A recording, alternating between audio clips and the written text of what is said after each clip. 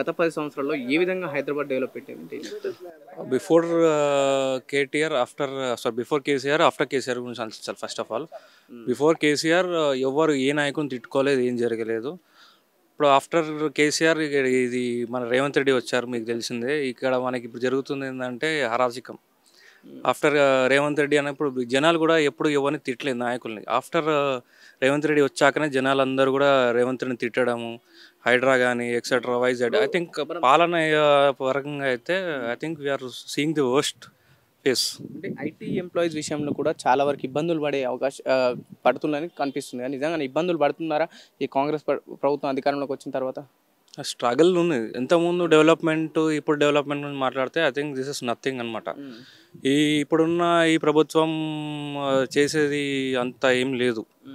ఏదో ఇంతకుముందు చేసిన గవర్నమెంట్ చేసిన దాన్ని తీసుకొచ్చి వీళ్ళు మేము చేసాం అని అంటున్నారు. కానీ యాక్చువల్లీ హైదరాబాద్ అంటేనే కేటీఆర్, కేటీఆర్ అంటేనే హైదరాబాద్, డెవలప్మెంట్ అంటేనే కేటీఆర్ వల్లనే. అంటే ఇప్పుడు దాదాపు ఐటీ ఇండస్ట్రీ గురించి గత 10 సంవత్సరాలు మాట్లాడుకుంటే కేటీఆర్ అని ప్రధానంగా చెప్పడం జరుగుతుంది. నిజంగానే కేటీఆర్ అంతగా హైదరాబాద్ని ఐటీ ఇండస్ట్రీలో ఏ విధంగా డెవలప్ చేసిండు? ఈ విధంగా అంటే యాక్చువల్లీ టు బీ ఫ్రాంక్స్ అంటే మనకి స్టార్టప్స్ కానీ ఏవైనా కానీ ఎంకరేజ్మెంట్స్, స్టార్టప్స్ ఎంకరేజ్మెంట్స్ ఏదైనా సరే కానీ అది ప్రోత్సహించింది కేటీఆర్. ఇప్పుడు 1 year వచ్చి రేవంత్ రెడ్డి ఎన్ని స్టార్టప్స్, ఎన్ని ఎంకరేజ్మెంట్ ఏం లేదు. జస్ట్ పాతదున్న తీసి నేను చేశాను అని చెప్పడానికి అంతే. దావోస్ నుంచి పెట్టుబడులు తీసుకొస్తాను అంటున్నాను. అది నాకు తెలిసి అది రావాలి కదా first of all.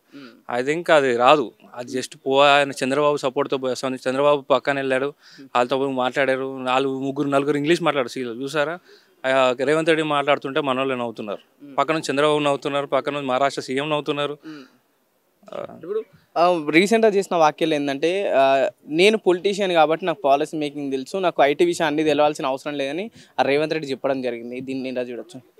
Actually Revanth Reddy చదువుకుని BA అనుకుంటా కదా, BA చదువుకుని కదా. అంటే మినిమం చదువుకున్నా లేదా, చదువుకున్నాక ఆ డైలాగ్ ఎట్లా కొడతాడు? ఎవరైనా సరే ఒక్కసారి చీఫ్ మినిస్టర్ అయినప్పుడు he have to know all the powers అనమాట. ఒక ఐటీ మినిస్టర్ని అపాయింట్ చేస్తున్నావు అంటే ఏంది, ఆయన కెపాసిటీ ఏంది, కథ ఏంది, ఏం చేయాలి, ఇవన్నీ ఐడియా లేకుండా ఎవరికి పడితే వాళ్ళకి ఈ పదవులు ఇచ్చేసుకుంటే ఇట్లనే ఉంటుంది. ఇప్పుడు ఒక ఐటీ మినిస్టర్ వాళ్ళకి సంబంధించిన వ్యక్తి శాఖకి ఇచ్చినారు అనుకోండి, heal give some thoughts and idea to the CM. ఇప్పుడు ఇద్దరు పదవుల కోసం కొట్టుకొని ఎంకరేజ్ ఒకరికి సపోర్ట్ చేసుకోవడానికి సరిపోయింది. కానీ ఒక యంగ్ డైనమిక్ ఎవరికైనా ఐటీ సెక్టర్ అవగాహన ఉన్న వాళ్ళకి ప్రస్తుతం దుద్దిల శ్రీధర్ బాబుకి అది లేదు. యాక్చువల్లీ ఈ జనరేషన్ కాదు. ఫ్రాంక్ చెప్పాలంటే జనరేషన్ డిఫరెన్సెస్. ఇప్పుడున్న జనరేషన్స్ వేరా, అప్పుడున్న ఐటీ సెక్టర్స్ వేరా.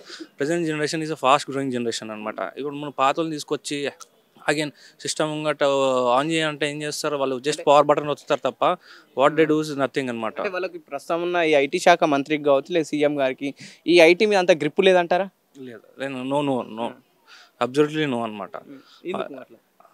ఎందుకంటే మీరు చూసారు కదా, వాట్ కేటీఆర్ ఉన్నారు, ఐటీ మినిస్టర్ ఉండే, బట్ వాట్ ఈస్ దెన్ ఒక్క ఏం లేని తెలంగాణని ఎక్కడికో తీసుకెళ్ళి పెట్టారు, ఆ స్థాయికి తీసుకొచ్చి పెట్టారు. ఇప్పుడు ఉంది వీళ్ళు ఏం చేస్తున్నారు, దాని ఉన్న పేరు చెరగొడుతున్నారు కానీ వీళ్ళు దాన్ని పెంచుతలేరు, చేస్తలేరు.